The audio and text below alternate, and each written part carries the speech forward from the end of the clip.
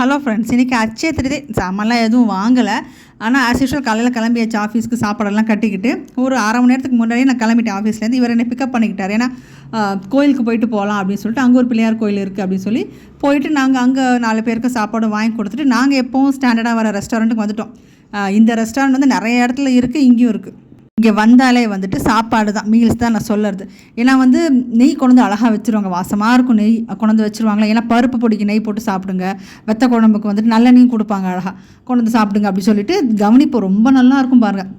அவ்வளோ சூப்பராக கவனிப்பாங்க. என்ன வேணும் ஏதுன்னு கேட்டு கேட்டு செய்வாங்க.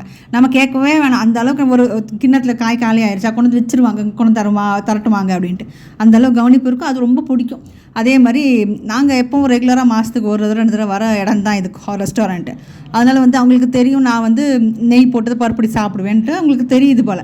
அதனால் இன்றைக்கி நான் பருப்படி போடுறதுக்கு முன்னாடி அழகாக கொண்டு வந்து நெய்யை வச்சுட்டாங்க, போட்டுக்கோங்க அப்படின்னு சொல்லிட்டு. இந்த அளவு கவனிப்பு இருந்தால் நமக்கு ஒரு வீடு மாதிரி ஒரு ஃபீல் வருது இல்லையா, நல்லா போய் சாப்பிடணும் அப்படின்னு சொல்லிட்டு தோணும் இல்லையா. ஸோ அதனால் அடிக்கடியும் சாப்பிட்றதில்ல, மாதத்துக்கு 2 தடவை போயிட்டு வருது, அவ்வளோதான். ஸோ இதெல்லாம் சாப்பிட்டு முடிச்சுட்டு இவங்க ஒரு ஊறுகாய் ஒன்று வைப்பாங்க, அதுனா நெல்லிக்காய் ஊறுகாய் அப்படி சொல்லிட்டு. அவ்வளோ போன தடவை வரும்போது மாங்காய் தொக்கு, இந்த நெல்லிக்காய் ஊறுகாய் ரொம்ப நல்லா இருந்தது.